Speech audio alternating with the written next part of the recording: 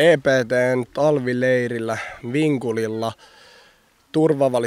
huolto valitti koko ajan, että lapiot ei ole samassa paikassa, niin me päätettiin sitten sissariyönä jäädyttää kaikki lapiot vierekkäin, joten me ängettiin mun kahden kaverin kanssa kaikki lapiot lumihankeen niin, että vaan kahva näkyi.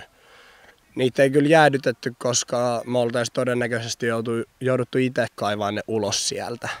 On ollut sillä lailla, että viikan yön, just jos on näitä rakennelmia, niin sitten ne sotketaan tyyliin vessapaperilta ja jollain tällaisella. Ja sitten käydään kastelemaan toisia silloin, kun ne nukkuu. Meillä Helsingin Kotkissa tuommoisia jäyniä ei kyllä tehdä. Mutta VI-kurssilla mun mielestä se oli hyvä jäynä, koska mun pyörää ei, mutta siellä niinku 20 pyörää laitettiin nippusitelkiin toisiinsa. Musta se oli ihan hauska jäynä. Ne jäi availemaan sitä ja mä lähdin menee. Mä en tiedä, onko se nyt mitenkään kauhean paras, mutta yksi semmoinen, missä mä oon ehkä sivullisena ollut osallisena, oli tuolla Aikkila 2008, kun me keksittiin loistoidea laittaa elmukelmua kaikkien savujen porteihin, että sitten aamulla kaikki törmää niihin ja ei tajua, että siinä onkin elmukelmua, mutta sitten kun aamu valkeni, niin me huomattiin, että kyllä tämä elmukelmu näkyykin, että pikkasen oli epäonnistunut se jäynä. No mä vahvasti epäilen, että viime yönä karhuveikot on käynyt meidän savussa ja vetänyt, mä en ole ihan varma, vetikö ne mun nallen lipputankoon vai jonkun niistä 1000 nalleista, jotka ne on roudannut tänne mukanaan sinne lipputankoon, mutta semmonen löytyi aamulla ennen lipunnostoa. Entä sulle? No pahin mitä mä oon lipputangosta koskaan laskenut on rintaliivit ja sit ikävintä. Oliko omat? Ei luojan kiitos. Ja pahin ehkä mitä on koskaan löytänyt makuupussista on ollut saha ja kirves. En osannut pilkkoa puita. No tommonen lipputanko on jotain jännää kiskominen, se on aina hyvä ja aina kun siinä ei periaatteessa kenellekään tapahdu mitään pahaa ja sille voi kaikki nauraa. Mitä on tullut kiskottua? No välillä on barbinukkeja ja boksereita sinne usein löytynyt. Kerran oli yhdellä leirillä tommonen banaanikin parhaimmillaan. Mä olen Pekka, saunan varamestari ja tässä on mun apumies Olli. Olli istuu pöydällä ja se on itse tehty pöytä myös. Tää on ihan semmoista perinteistä, että Anna tökitään pesää. No niin. Miten sä päädyit tähän hommaan? No, virillillä nuorella miehellä, vink vink, kun on tätä jälkikasvua, niin sitten piti hommata semmonen homma, missä tiiminä päästäisiin toimimaan, niin tää sopi meille hyvin. Mikä tässä jutussa, tässä sun pestissä on tyhmintä? No ne on ne spanielikatseiset tyypit, jotka tulee tähän vineen, että miksi mä vois päästä tänne suihkuun, vaikka ei ole vuoroja.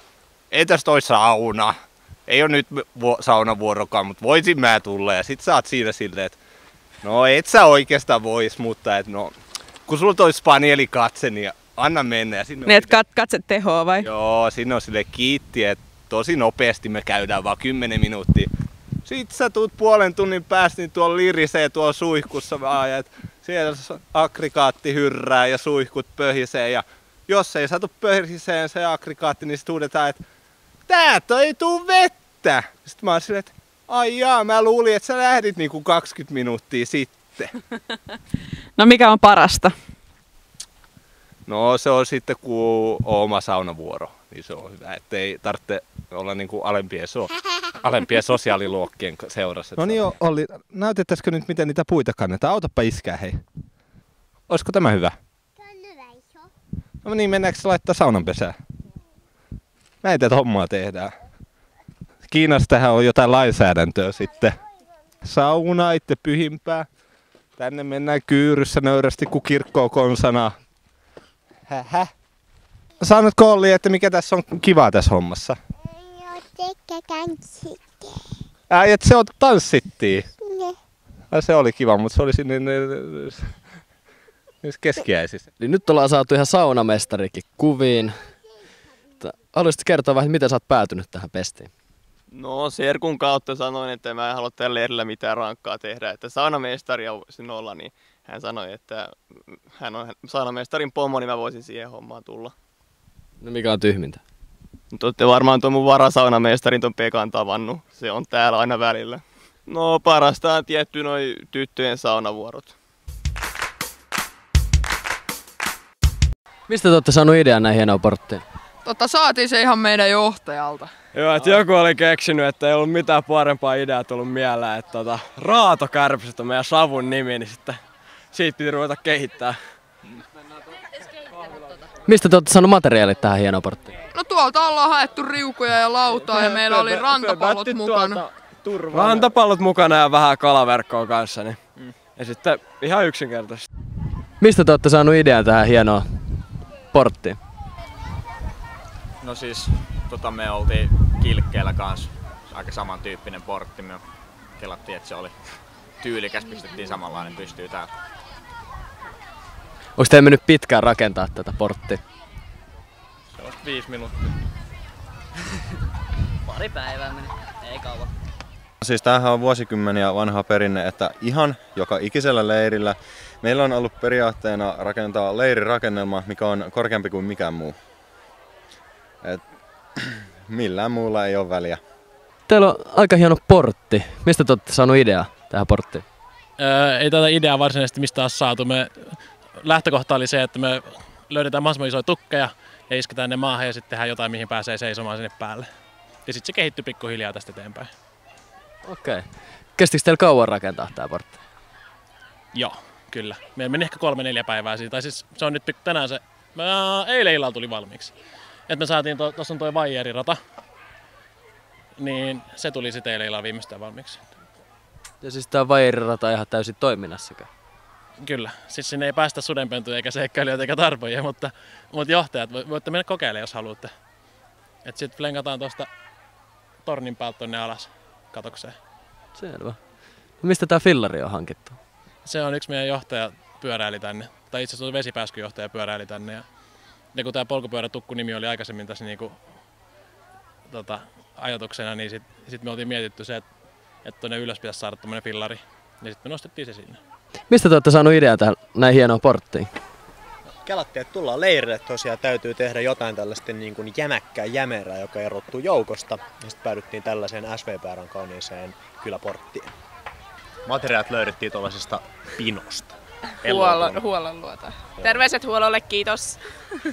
Ja tuo on just tollanen paikka, missä pidetään kokouksia ja se on mukava löhöilypaikka, kun ei tarvitse pelätä, että se mitenkään sortuu tai mitään. Ja sieltä on hyvä päivystää vähän niin kuin tavallaan muiden yläpuolella ja näkee koko kylän, mitä kylässä tapahtuu.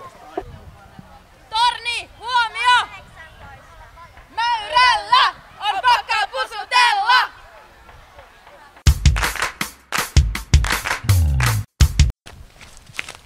Fuckbusters! Te ette nyt kiinni. Onks teillä joku kuherteluhomma tässä menossa? Päiväunet? Okei.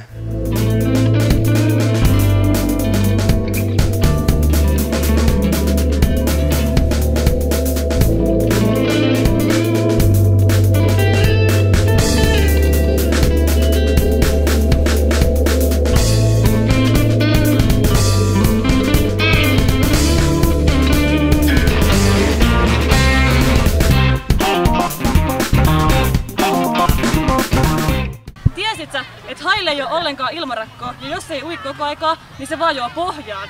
Hi, I'm Richard from South Africa. I'm a scout. I come here for Roverway and then stayed around, met some people. Yeah. Have you enjoyed the camp? Oh, I'm loving it. It's quite fun. Yeah.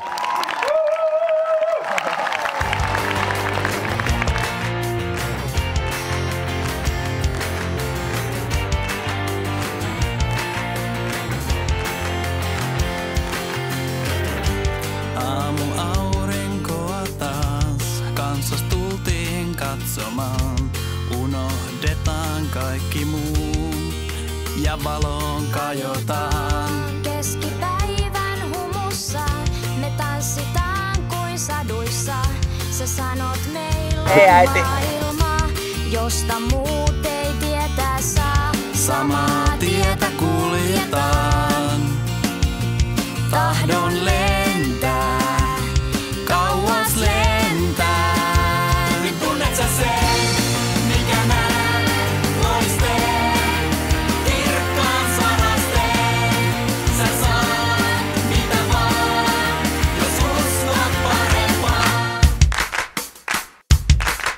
Mä oon Liina ja kuulemma johtaa Pääskynkivi haastoi mut jonglööraamaan 3 vapaa-valintaisella esineellä.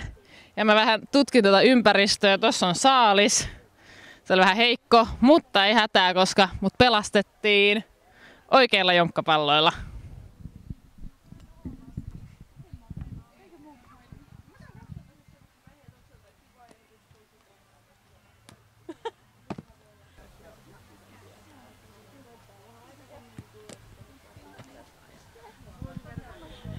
Kiitos. Kenet sä haastat? Tää tuli vähän äkkiä, mutta mä haastan Matsku Salmisen kierrättämään ihan sikanopeasti.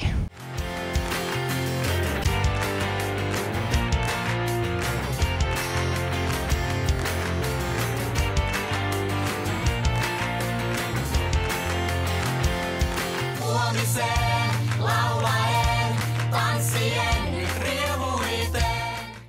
Haluaisitko kertoa kameralle, mitä täällä tapahtuu? Ei, tää ei kuulu tähän juttuun.